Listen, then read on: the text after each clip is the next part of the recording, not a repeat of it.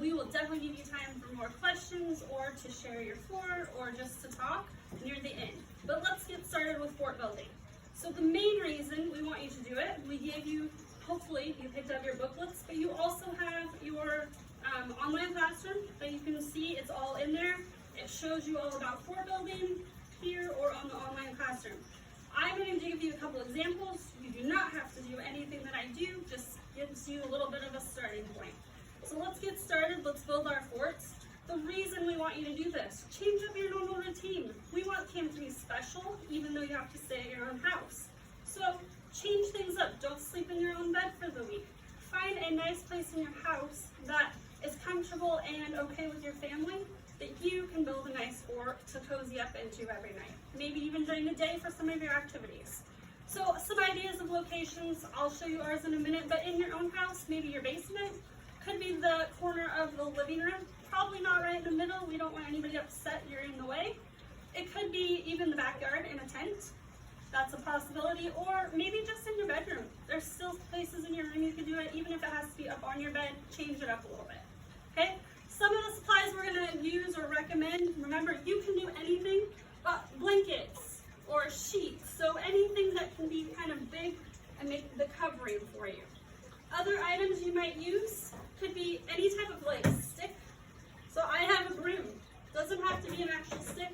I have like a yardstick. I use an actual board in the fort I built. You might need some way to clamp it up. So I have clamps or clips, or even I use some binder clips I'll show you on there. Can be anything, maybe it's string or rope. If you're tying to a corner of a sheet or a blanket, it's helpful to put a little rock in the corner and tie it up. I can show you right here. Then it doesn't slip away. So I put my rock in and I can tie my string around and then it won't slip away. Kind of a helpful hint there. You may even have to use some duct tape. Just be careful where you're using it. We don't want it to peel away any paint from the house and upset the family members. Okay, so that's kind of some of the supplies you use. As I show you our examples around the room, there's a few other supplies I'll point out. But I just want to show you how easy and how simple this can be. The first fort I show you is just a sheet, a bucket, a board, a clip, and a couple books. So it's going to be right here. Robbie's going to let you see that it's just a sheet. There's also some books holding the edges out. I have a board and a clip right here. I also have a bucket. And I have a little light in there because you want to have fun in your fort. So I also pointed out that you could sleep in a tent. So I have my little tent right here. Nice and simple. I've set a tent up in my house. You maybe set it up in the backyard. That's up to you. Join or ask your siblings or your family to join in. Make it a real family event. Or this is my favorite tent or fort I built. I just used some chairs. I also used some clips and a sheet.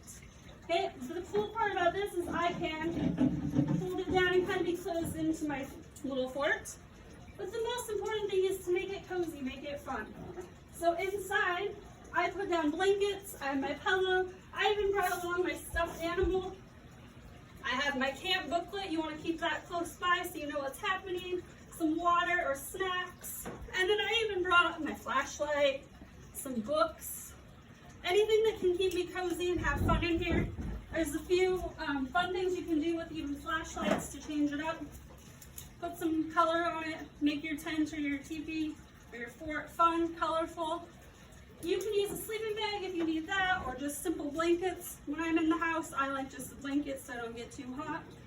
I also want to thank all the teachers. We have so many 5th grade teachers that have been helping us throughout this process of planning Camp Flame. And I know some of them are on here right now. I think we have Mrs. Henriksen, Mrs. Wall. I think Darlia is maybe with us. I don't know if there's any others. I can't see the screen right now, but if you're here, I'm so happy you're here. But I'm going to open it up to you. We want you to share any ideas or maybe a fort you or your family built so you can show the kids some examples. And then I'll come back and I will explain how the process will work after that. So any teachers, do you have something you want to share with us? I think Mrs. Wall maybe built something. And Mrs. Mack is here. We have Mrs. McDonald here now. She's muted, just a second. Mrs. Wall's muted. When my brother comes to visit, and so we're actually at my parents' right now, and they started building this morning. My daughter Katie. So this was the small fort that they, try to make sure you can see this.